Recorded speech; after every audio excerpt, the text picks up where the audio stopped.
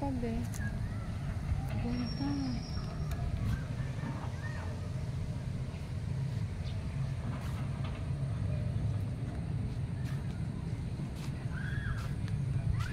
So dito po ang ano, dito po ang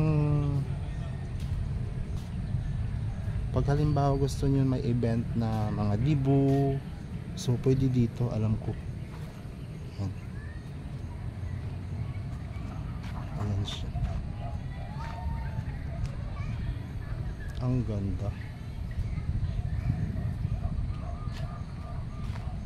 Ang ganda ng mga halaman.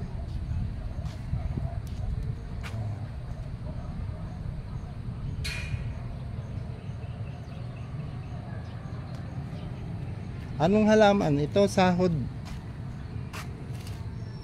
Yaman. Sahod yaman.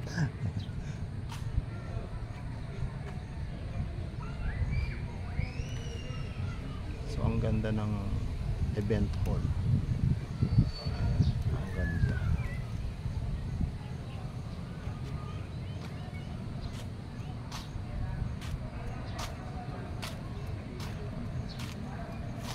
Sino yan? Wala yan. Taga munisipyo?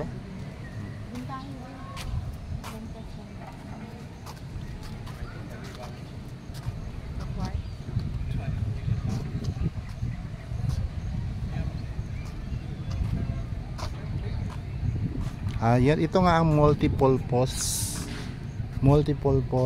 ano, pavilion. So pwede siyang magpa-event. Kasi ayan siya.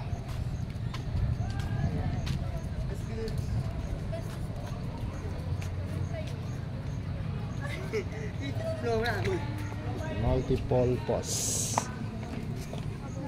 pavilion.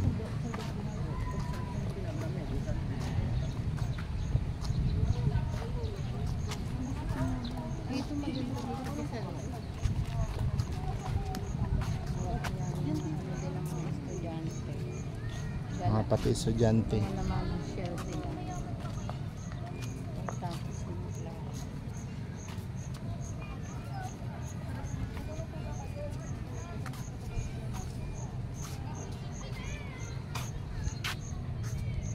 Parang ano siya,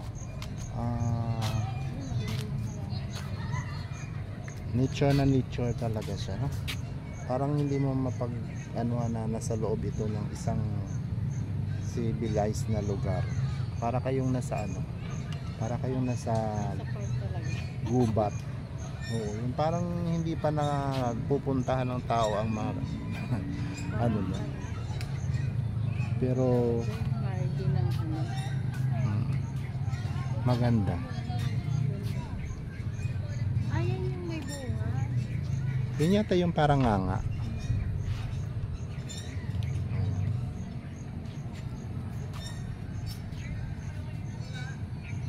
Upo tayo dito, be.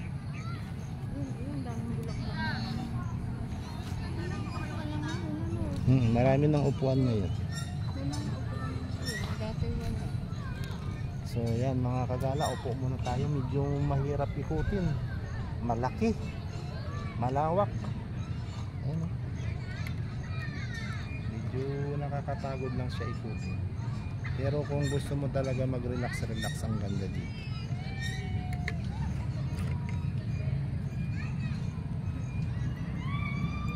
Ayan siya.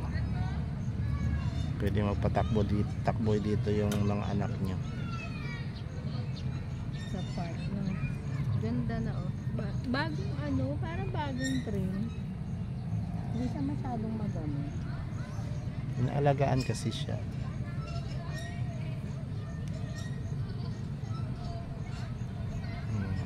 So punta na kayo, yung mga malalapit dito ha, punta na kayo. Sayang, ang ganda ng lugar na to. Wala itong entrance. Oo, libre lang siya. Walang entrance ito. Stress free. Walang entrance po. Pasyal po kayo dito ha.